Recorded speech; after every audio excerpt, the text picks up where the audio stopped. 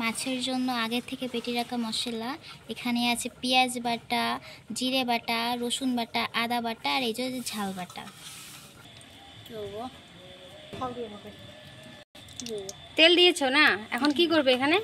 এগুলো মশলা দিব, মশলাগুলো দিয়ে ভালো করে কষাবো। দিব প্রথমে পেঁয়াজ বাটা দিয়ে দিলাম, তারপর রসুন বাটা, আদা বাটা দিয়ে দিলাম, ঝাল বাটা, জিরে বাটা,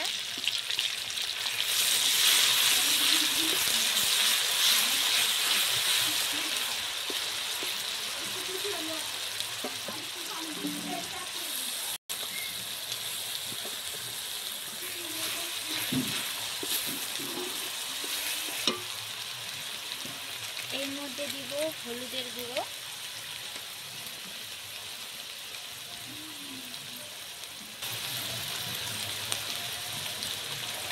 তারপরে দিব পরিমাণ মতো নুন, তারপরে দিব জিরের গুঁড়া, তারটা সুন্দর করার জন্য একটু মরিচের গুঁড়া। ভালো করে কষিয়ে নেব।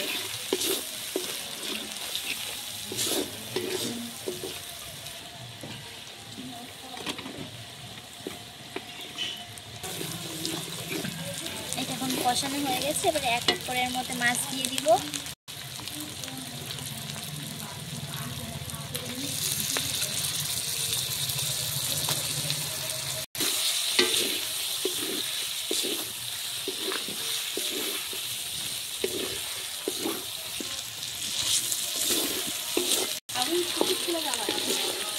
দিয়ে দিলাম।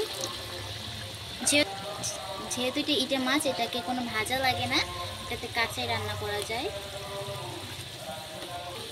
এটা ভাজলে টেস্ট একটু অনেকটা কম হয়ে যায়, তার জন্য এটা কাঁচাই দেই। কাঁচাই দিলে এটা টেস্ট আরও সুন্দর হয়।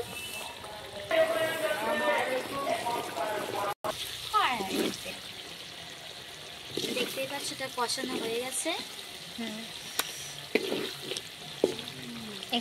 এখানে কি আবার জল দিবে?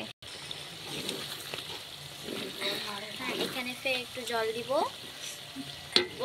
এগুলো কি? এটা হলো সর্ষে পোস্ত মাছের জন্য। এটা খুব সর্ষে পোস্ত দিলে মাছটার টেস্টটা দ্বিগুণ বেড়ে যায়। তা এটা এখন আমরা দিয়ে দিব।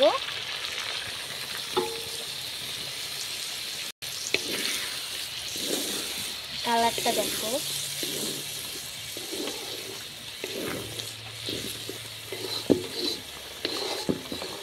কালারটা দারুণ হয়েছে, খেতেও আরো দারুণ হবে।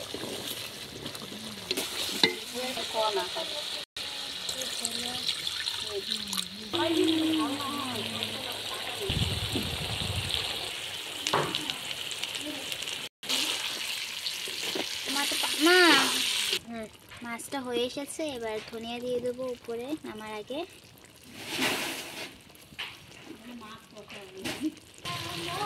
একটু হালকা গরম মশলা দিচ্ছি, কারণ এটা ইটে মাছ, এটা হালকা গন্ধ দেয়, তার জন্য গন্ধটা মারার জন্য একটু গরম মশলাটা দেওয়াটা জরুরি।